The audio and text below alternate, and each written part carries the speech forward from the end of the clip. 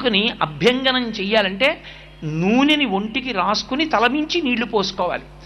ఇక రెండవది, ఆ రోజున తప్పకుండా దీపావళి, దీపముల వరుస పేరుస్తారు. దీపములను పేర్చి ఆ దీపముల యొక్క కాంతిలో అలక్ష్మిని తొలగొడతారు. ఆ అలక్ష్మిని దూరంగా పంపించడం కోసం మేము వేద ప్రమాణాన్ని స్వీకరించి ఇవాళ తైలాభ్యంగనం చేసి దీపముల వరుస పెట్టి మేము లక్ష్మిని ఆవాహన చేసి ఆంతరమునందు జీవుడికి ఉన్నతిని, బాహ్యమునందు లక్ష్మి యొక్క అనుగ్రహాన్ని పొందుతున్నాం అని చెప్పడానికి, అలక్ష్మిని పోగొట్టుకోవడానికి పెద్ద పెద్ద చప్పుళ్ళు చేస్తూ వెలుతురుతో కూడినటువంటి వివిధ రకములైనటువంటి బాణసంచా కాలుస్తారు.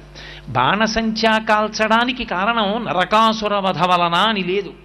దేనికి కాలుస్తారు అంటే అలక్ష్మీ పరిహారార్థం, అలక్ష్మిని తొలగొట్టడానికి, లక్ష్మిని నిలబెట్టుకోవడానికి చేస్తారు.